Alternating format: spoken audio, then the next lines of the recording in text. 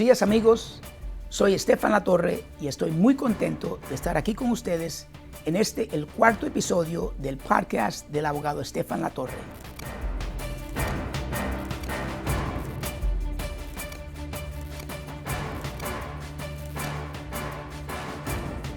Muchas gracias a todos los que vieron los episodios anteriores de este podcast y especialmente los que enviaron sus comentarios. Se los agradezco.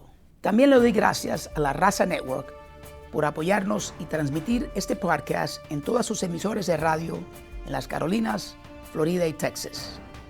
Mi misión con el podcast del abogado Estefan Latorre es ayudarte a mejorar sus vidas. Voy a usar mis 34 años de experiencia como abogado y 16 años contestando sus preguntas en el programa de radio La Verdad de la Ley para aconsejarlos y ayudarlos en sus problemas legales para que puedan tomar mejores decisiones. En el primer episodio de este podcast, les hablé de detenciones con ICE y sus defensas. En el segundo y tercer episodio, les hablé de asilo. Les expliqué en detalle todos los requisitos para ganar un caso de asilo y el proceso del caso de asilo en la Corte de Inmigración o con el Servicio de Inmigración, o sea, UCIS. Si no vieron los primeros segmentos de este podcast, los invito a que lo vean porque tiene información muy importante que lo puede ayudar si eres detenido por ICE o si tienes un caso de asilo. Hoy les voy a explicar los cambios en las leyes y reglas de inmigración que afectan a muchos en nuestra comunidad.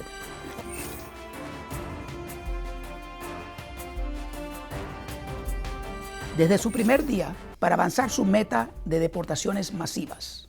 El resultado es que hemos tenido muchos cambios en las leyes y reglas de inmigración y esto ha causado mucha preocupación en nuestra comunidad. Ahora, varios de los cambios recientes en las leyes y pólizas de inmigración están siendo desafiadas en las cortes federales y su aplicación dependerá en el resultado de estos litigios. Para que puedan entender el efecto de los cambios, he agrupado los cambios en 3 etapas. Primero, cambios que afectan a las personas que buscan ingresar a los Estados Unidos. Segundo, cambios que afectan personas que ya residen en los Estados Unidos. Y terceros, cambios que afectan personas que están en proceso de deportación. Acompañándome hoy, tengo una colega, quien es una de las abogadas que trabajan en mi firma en casos de defensa de deportación en la Corte de Inmigración. Ella y yo estaremos contestando preguntas sobre estos cambios en las leyes y reglas de inmigración. Le prometo que vas a aprender información muy importante que lo pueda ayudar a usted o un familiar. Así que vamos a empezar. Primero, les voy a hablar de los cambios en las leyes y reglas de inmigración que afectan principalmente los procesos judiciales y administrativos para inmigrantes que están en proceso de deportación o buscan remedios legales.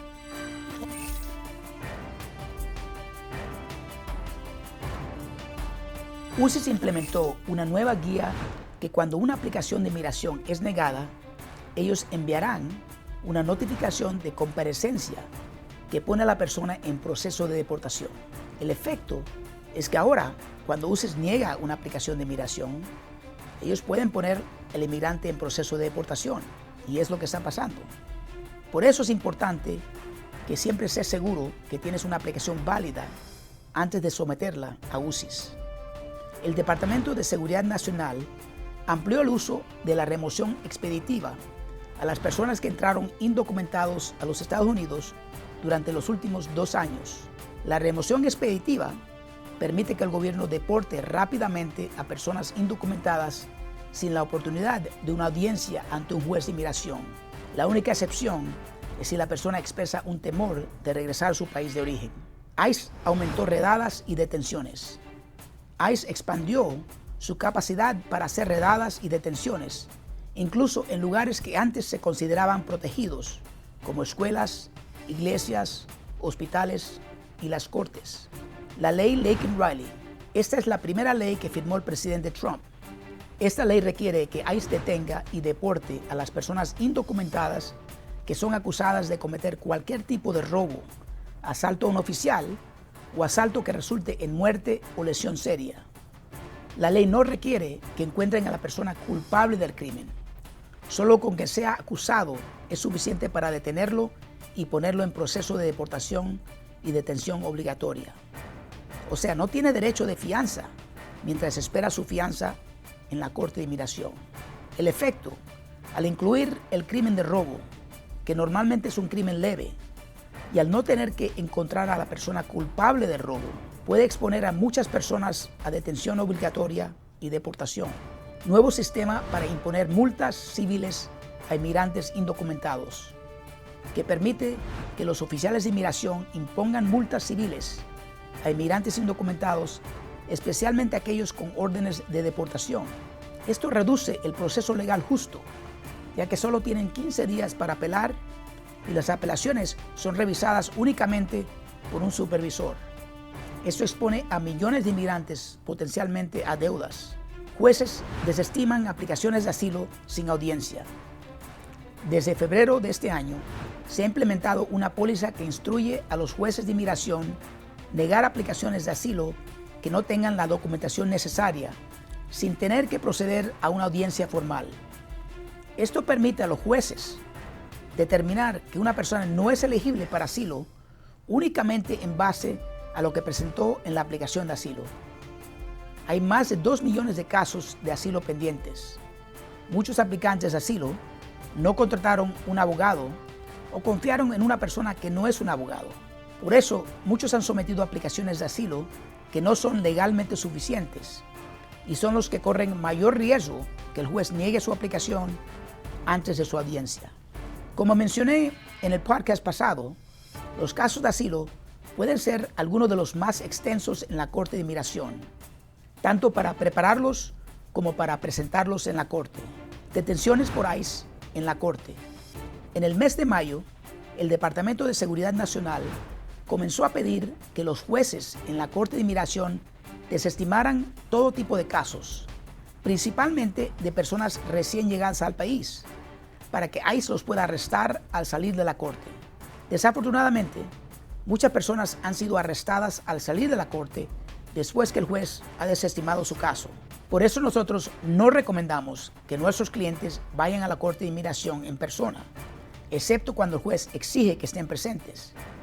Nuestros clientes vienen a una de nuestras oficinas que tenemos por todas las Carolinas y Florida y hacemos el juicio por video para que no tengan ese riesgo de ser detenidos por ICE.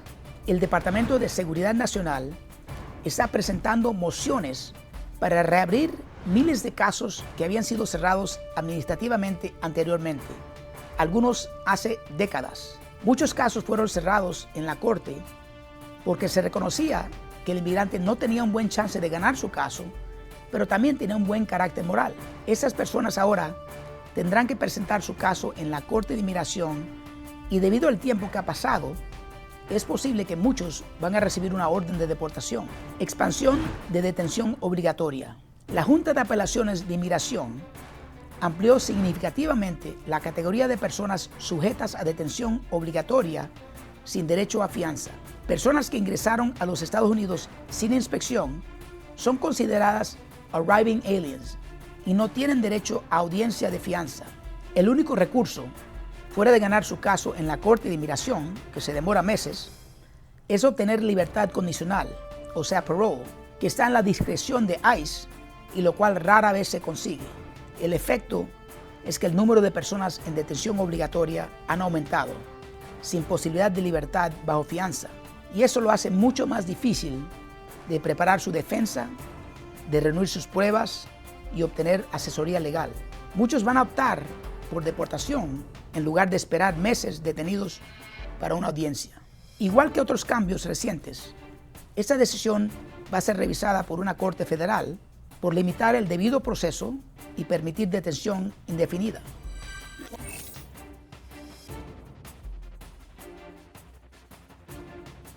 Ahora les voy a mencionar los cambios que afectan principalmente a personas que ya residen en los Estados Unidos, especialmente en lo relativo a su estatus legal, detención o libertad.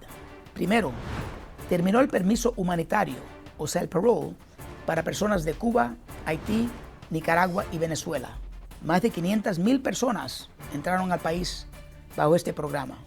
Segundo, terminó el estatus de protección temporal, o sea, el TPS, para personas de varios países incluyendo Honduras, Nicaragua y Venezuela. El efecto es que los beneficiarios del TPS de estas naciones pierden su estatus protegido y permisos de trabajo y quedan vulnerables a procesos de deportación si no tienen otra avenida de conseguir un estatus legal. Tercero, implementó un registro nacional para inmigrantes indocumentados que son mayor de 14 años. Esto impone una nueva carga obligatoria a muchos inmigrantes y los que no se registren pueden estar sujetos a sanciones civiles y penales, creando una trampa de registro para identificar y detener a personas para su deportación. Cuarto, se estableció una estrategia federal para identificar y sancionar a las jurisdicciones santuarias que se consideran obstruir las aplicaciones de las leyes de inmigración, incluyendo la posibilidad de retener fondos federales. El efecto es que esto aumenta la presión sobre gobiernos locales para cooperar con ICE en la aplicación de las leyes de inmigración, lo cual puede resultar en más arrestos y detenciones de inmigrantes, especialmente en comunidades que antes limitaban dicha cooperación. Quinto, expansión de los acuerdos 287G. Se ha expandido rápidamente el programa 287G, que permite a las agencias de policía locales hacer cumplir las leyes de inmigración. El impacto es que convierte a la policía local en agentes de inmigración, aumentando los arrestos y detenciones de inmigrantes. Muchos condados han adoptado este programa. En la Florida, implementaron una ley este año que obliga a todos los condados que adopten el programa 287G. Sexto, cancelación de la acción diferida para la visa juvenil. UCIS canceló la posibilidad de acción diferida para personas que obtuvieron el estatus de la visa juvenil. Esas personas ya no son elegibles para un permiso de trabajo mientras esperan para aplicar para su residencia. Séptimo, el 4 de julio de este año, el presidente Trump firmó una ley integral de impuestos y gastos con el título Una gran hermosa ley. Esta ley asigna fondos para enforzar las leyes de inmigración y de control fronterizo. Los componentes claves incluyen $45 billones para expandir las instalaciones de detención de inmigrantes a 100,000 camas y más de $75 billones para la seguridad fronteriza, incluyendo la contratación de 10,000 nuevos agentes de ICE. El efecto es que esta ley conducirá a una expansión dramática del sistema de detención que va a permitir aumentar el número de personas detenidas. Inclusive, el gobierno acaba de otorgar un contrato de $1.2 billones para construir y operar un centro de detención de inmigrantes de 5,000 camas en Texas. Octavo, acuerdo de información de beneficiarios de Medicaid y ICE. Este acuerdo otorga a ICE acceso a datos personales de personas inscritas en Medicaid, incluyendo direcciones para localizar a inmigrantes indocumentados. Esto genera graves preocupaciones de privacidad y puede resultar en un aumento en arrestos y deportaciones de inmigrantes indocumentados que han recibido atención médica de emergencia o que tengan familiares inscritos en Medicaid. También podría disuadir a personas elegibles de buscar atención médica necesaria. Noveno, acuerdo de información entre el IRS y ICE. El IRS, el Servicio de Impuestos Internos, y ICE llegaron a un acuerdo para compartir información de contribuyentes. El acuerdo permite a los oficiales de ICE solicitar información sobre inmigrantes que tienen órdenes de deportación o que están bajo investigación criminal, incluso por el delito de no salir del país después de 90 días. Históricamente, el IRS ha mantenido una estricta póliza de confidencialidad con respecto a la información de los contribuyentes. De hecho, el IRS ha permitido que los inmigrantes indocumentados que no tienen un número de seguro social, que usen un número de identificación personal o ITIN number para declarar sus impuestos, precisamente bajo la promesa de que esta información se mantendría confidencial. Esa decisión ha generado mucha preocupación sobre la privacidad y puede disminuir la confianza en el IRS. Además, puede contribuir en menos personas cumplir con sus obligaciones de reportar y pagar sus impuestos. Décimo, se aumentó las tarifas de inmigración de muchos trámites, como asilo, permisos de trabajo y libertad condicional, o sea, parole, entre otros. y se estableció una multa de $5,000 por no presentarse a una audiencia en la Corte de Inmigración. Esto crea barreras económicas para acceder a procesos legales, afectando a inmigrantes de bajos recursos. 11º, requisito de revisión de redes sociales. Se exige ahora que los inmigrantes proporcionen su nombre de usuario a las redes sociales en las aplicaciones de inmigración. Esto aumenta la vigilancia y puede ser otra razón para negar la aplicación de inmigración. 12º, limitaciones en el acceso a beneficios públicos. La nueva ley también limita a algunos inmigrantes con estatus legal, incluidos refugiados y beneficiarios del TPS, el acceso a beneficios públicos como Medicaid, cupones de alimentos, o sea SNAP, el seguro de salud por medio del Affordable Care Act o Obamacare y el programa de seguro médico para niños, o sea CHIP. Además, los créditos fiscales, como el crédito tributario para hijos, el Child Tax Credit, ahora requiere un número de seguro social válido para trabajar. El efecto es que ciertos inmigrantes con estatus legal pierden acceso y apoyo fundamental en la salud, alimentación, finanzas, lo cual puede aumentar el riesgo de pobreza y problemas de salud. 13. Orden ejecutiva que intenta poner fin a la ciudadanía por nacimiento. En enero, el presidente Trump emitió una orden ejecutiva que elimina la ciudadanía automáticamente para hijos de padres indocumentados, desafiando la enmienda 14 de la Constitución. Si se implementa esta orden, cambiaría fundamentalmente la interpretación de la enmienda 14, creando potencialmente una gran población de niños nacidos en los Estados Unidos que no serían reconocidos como ciudadanos. Ahora, las Cortes Federales han bloqueado esta orden. En el reciente caso de la Corte Suprema de los Estados Unidos, el caso de Trump contra Casa Inc., la Corte limitó la capacidad de las Cortes inferiores para emitir órdenes judiciales que alcanzan todo el país. Pero la Corte no decidió la validez de la orden ejecutiva. Hasta el día de hoy, la ciudadanía por nacimiento sigue vigente conforme a la enmienda 14. Los niños nacidos en los Estados Unidos siguen siendo ciudadanos, sin importar el estatus migratorio de sus padres.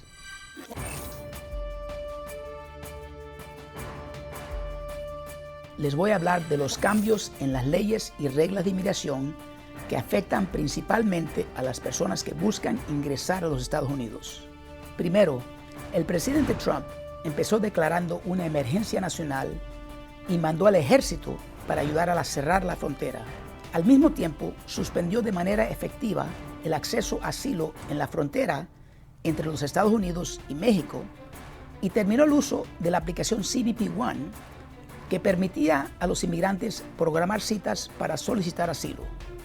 Más de 900,000 personas entraron a este país por medio de la aplicación desde el año 2023. El efecto es que esto impide que la mayoría de las personas puedan acceder a la protección de asilo en la frontera. Segundo, la aplicación CBP One fue reemplazada por la aplicación CBP Home, que se puede usar solo ahora para autodeportación y ofrecen un incentivo de $1,000 si la persona se va del país voluntariamente. Esto elimina una vía estructurada para que personas pidan asilo legalmente en la frontera. Tercero, restableció la póliza Permanecer en México. Esta póliza requiere que los aplicantes para asilo en la frontera esperen en México mientras se procesan sus casos de inmigración en las cortes de los Estados Unidos. El efecto es que esto expone a personas en condiciones peligrosas en México, donde tienen acceso limitado a recursos legales para ayudarlos a presentar sus casos. Cuarto, la regla final de elusión de vías legales dice que personas que entraron indocumentados y no pidieron protección de asilo en otros países por los cuales cruzaron antes de llegar a los Estados Unidos no son elegibles para asilo. Hay excepciones para menores de edad y por emergencia médica o amenaza extrema que enfrentó en su camino. Esta regla la están aplicando para negar asilo a muchas personas de Centro y Suramérica que entraron por México y no pidieron asilo. Quinto, acuerdos de cooperación de asilo entre los Estados Unidos y Honduras y Guatemala. Estos acuerdos permiten que los Estados Unidos transfiera a los aplicantes de asilo a Honduras o Guatemala para que busquen protección allá, en lugar de procesar sus aplicaciones en los Estados Unidos. El efecto es que los aplicantes de asilo, especialmente de países de Centroamérica, pueden ser rechazados para asilo en los Estados Unidos y enviados a terceros países donde podrían enfrentar condiciones inseguras y acceso limitado a procesos legales. Igual que otros cambios recientes, este acuerdo está siendo litigado en la Corte Federal y su aplicación puede que sea limitada. Sexto, designo a los carteles de México y las pandillas inmigrantes MS-13 y Tren de Aragua como organizaciones terroristas extranjeras. Las autoridades ahora tienen poder más amplio para investigar cualquier asociación pasada con esos grupos, incluyendo de ciudadanos y residentes permanentes. Para personas que aplican para asilo de áreas donde operan los carteles, van a tener que mostrar mucha más evidencia que no participaron voluntariamente con estos grupos. Séptimo, prohibición de viajes de ciertos países.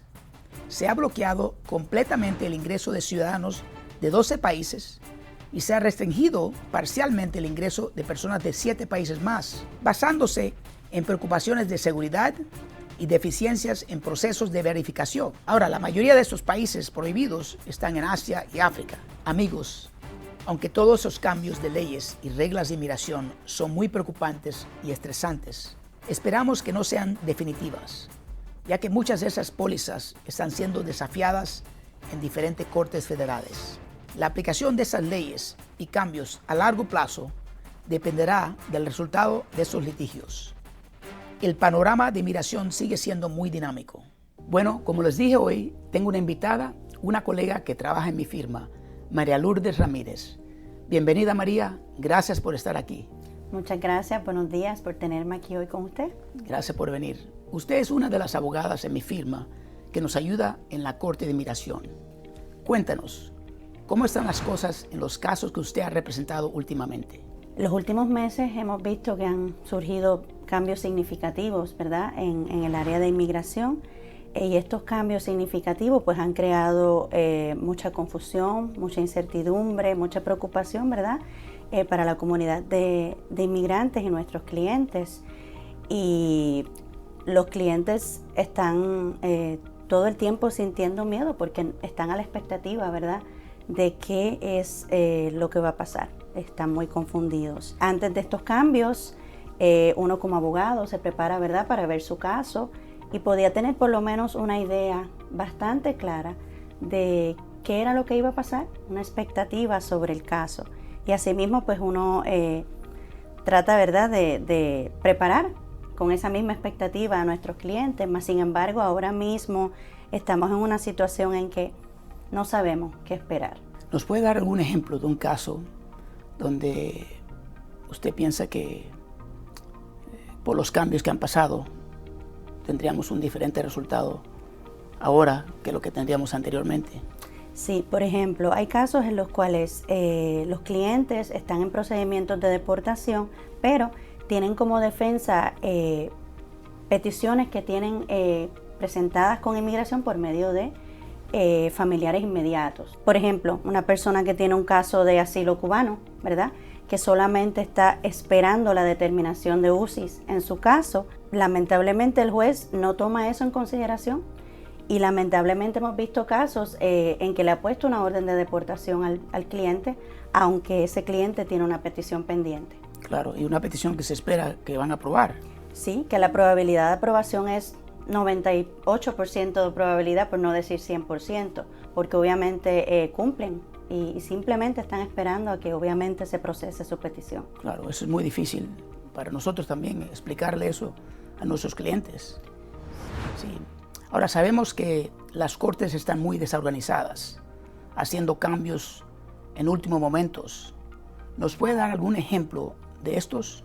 Por ejemplo, en la mañana tenemos una corte que comienza a las 8 de la mañana y esa misma mañana a las 8 de la mañana usted recibe una notificación de que la corte fue cancelada.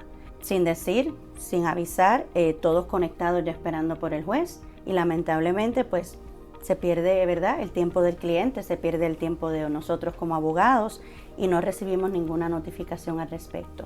Otras veces tenemos casos en que ya hemos comenzado nuestro juicio, ¿verdad?, nuestra corte individual, mas sin embargo el juez tiene que terminar con la corte porque le han puesto en su calendario una corte adicional a las 9 de la mañana cuando empezamos a las 8.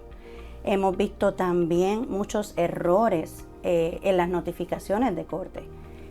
Tenemos cortes, ¿verdad?, como sabemos, que son en persona y que son en línea por internet, y la notificación de corte tiene que determinar si es en persona o si es, ¿verdad?, vía Webex.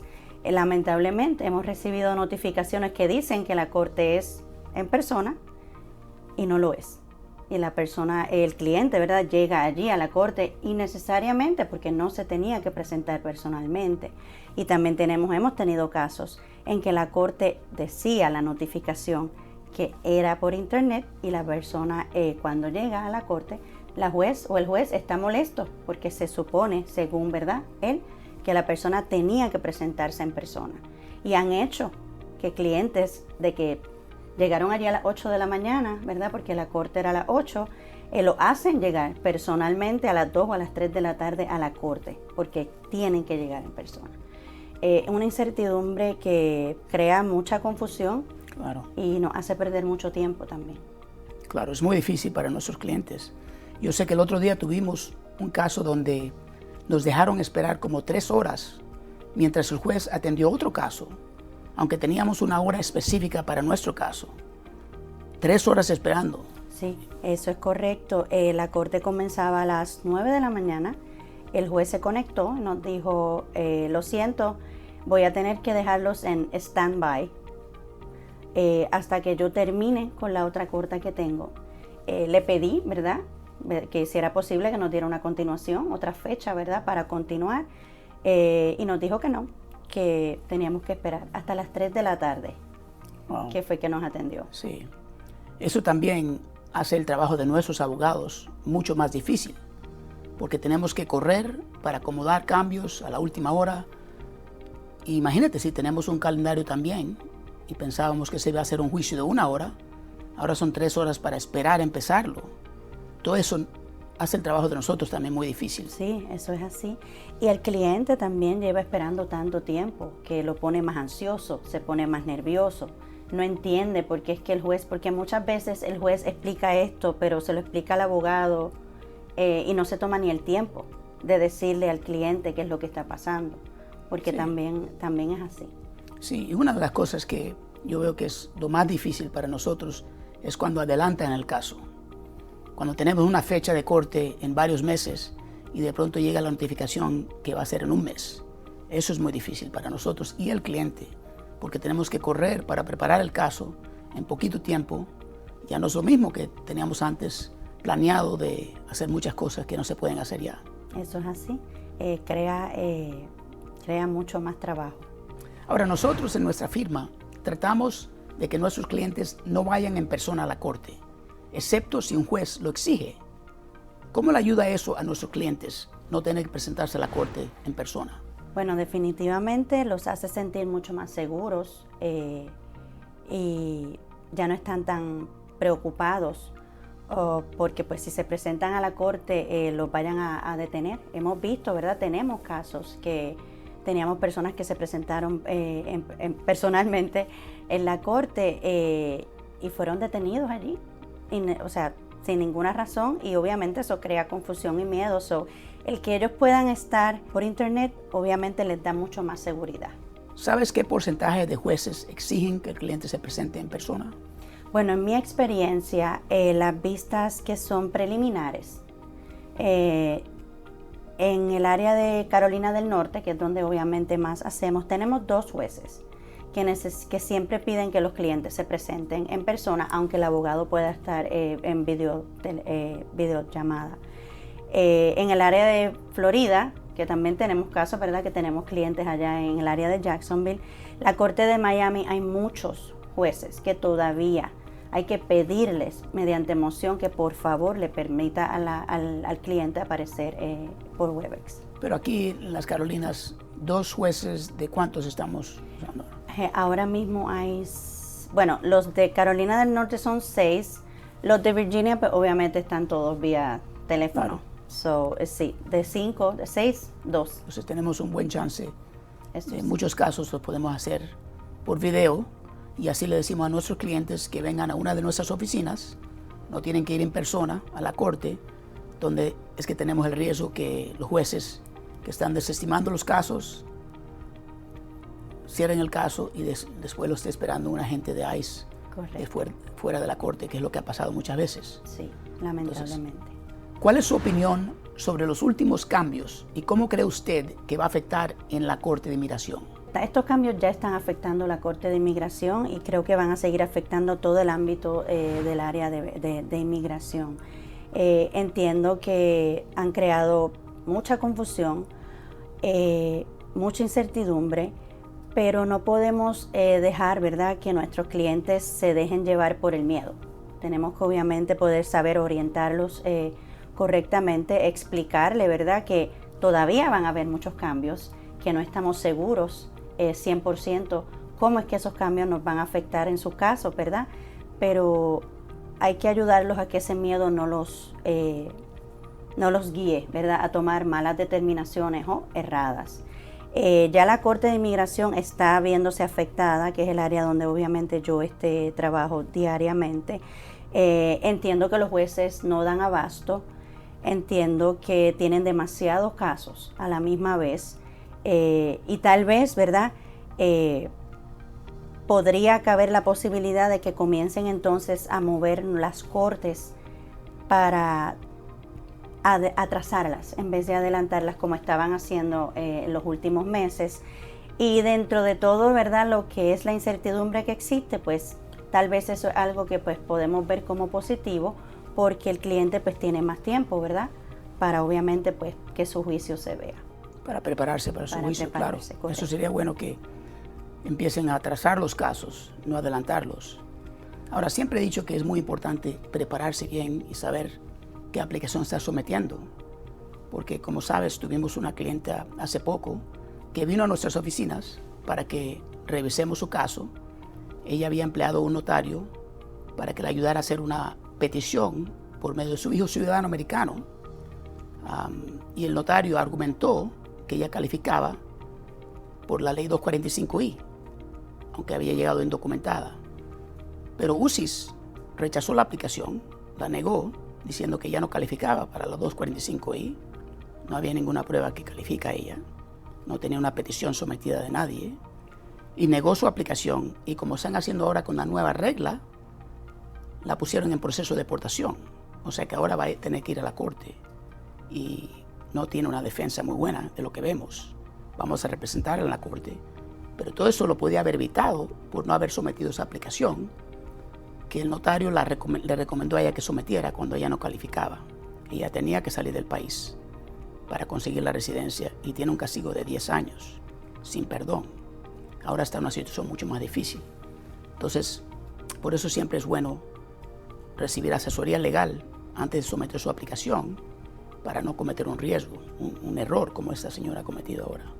Sí, eso es así y de verdad hay que ocuparse de hacer una petición, aplicar para una petición que de verdaderamente una persona cualifica para entonces no estar en esa situación, porque según lo que entiendo es que ahora UCIS, cualquier caso que deniegue puede determinar querer poner a esa persona en procedimientos de deportación y eso es muy triste. ¿Cómo ha cambiado las audiencias de fianza desde que la Corte de Apelaciones decidió que personas que ingresaron a los Estados Unidos indocumentados no tienen derecho a una audiencia de fianza? Esto es muy lamentable porque la mayoría de los inmigrantes que entraron acá a los Estados Unidos entraron sin documentación, ¿verdad?, sin permiso. El derecho a fianza le aplicaba a cualquier persona, ¿verdad?, que hubiese entrado a los Estados Unidos y obviamente estuviera detenido. Lamentablemente, ahora las personas que entraron sin documentos no tienen ese derecho a fianza. Estamos, ¿verdad?, viendo que la mayoría de las personas que ahora pueden ser detenidas o van a ser detenidas o han sido detenidas no pueden aplicar para ese derecho. Y entonces tienen que esperar que su juicio venga detenidos. Y es muy lamentable. ¿Y cómo están haciendo los jueces cuando tenemos un caso que es así, donde el cliente ha sido detenido? Normalmente pudiéramos conseguir una fianza porque no ha cometido un delito serio, tiene mucho tiempo en el país, tiene familiares residentes o ciudadanos, pero como entraron indocumentados, ¿cómo están haciendo los jueces en esos casos? Lamentablemente no están viendo casos de fianza. Por ejemplo, hace meses, antes de que comenzara esta regulación, ¿verdad? Podíamos ver que muchas personas venían a contratarnos, ¿verdad? Para ver si era posible que cualificaran para esa fianza.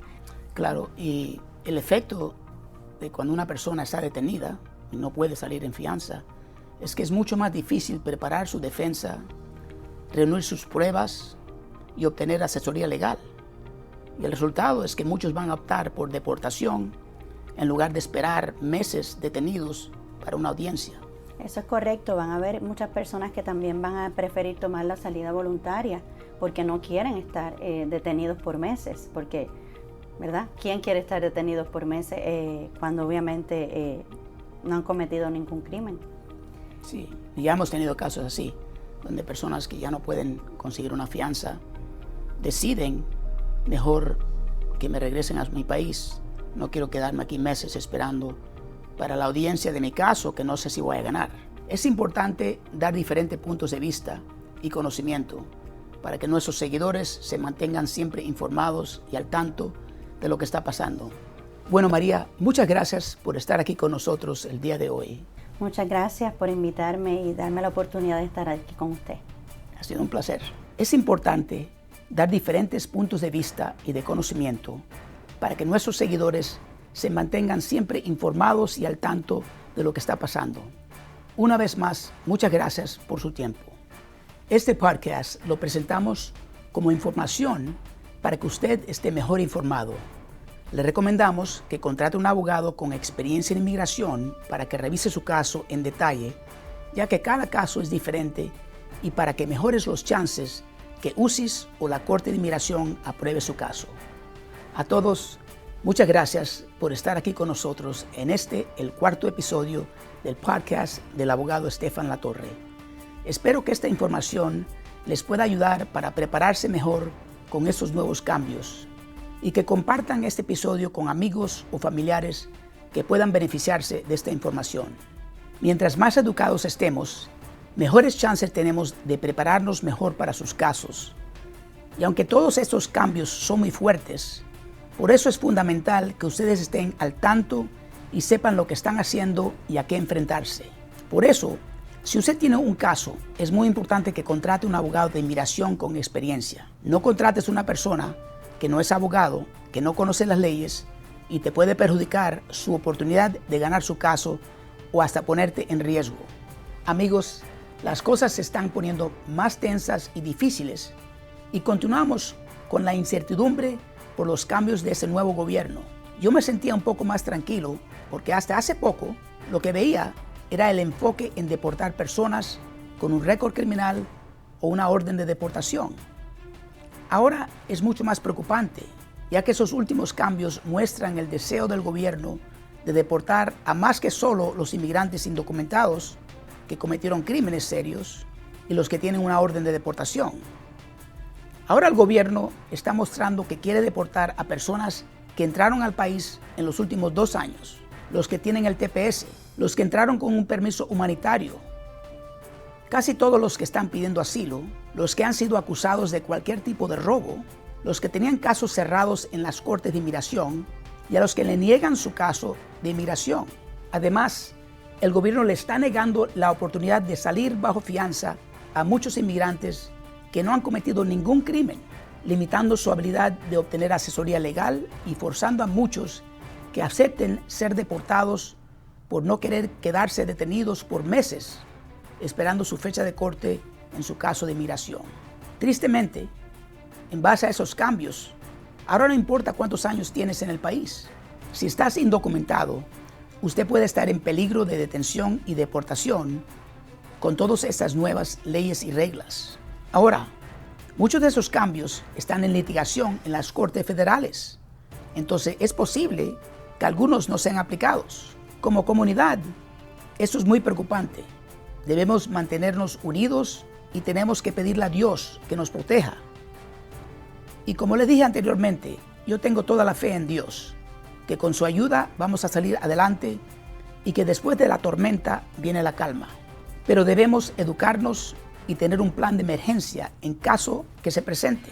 Por eso decidí en este capítulo ponerlos al día de estos cambios tan fuertes, con el objetivo solamente de que sepan lo que está pasando y estemos preparados, lo cual siempre es mi misión. Yo siempre estaré aquí para ayudarlos. Les mando un fuerte abrazo, su amigo, el abogado Estefan Latorre. Si les gustó este podcast, los invito a que se suscriban y me dejen su comentario abajo y que se conecten el primer sábado de cada mes aquí en YouTube. El próximo episodio va a ser el sábado 5 de septiembre.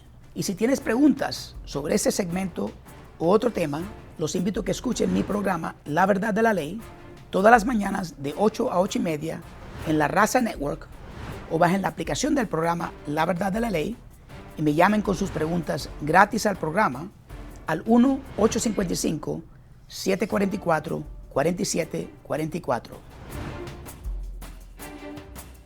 Para una consulta privada, llame a La Torre Law Firm al 704-344-0004 o al 1-800-966-6769. Representamos a nuestros clientes en casos de lesiones por accidentes, casos de inmigración, incluyendo defensa de deportación y defensa criminal, con oficinas en Carolina del Norte, Carolina del Sur, Florida y pronto en Austin, Texas.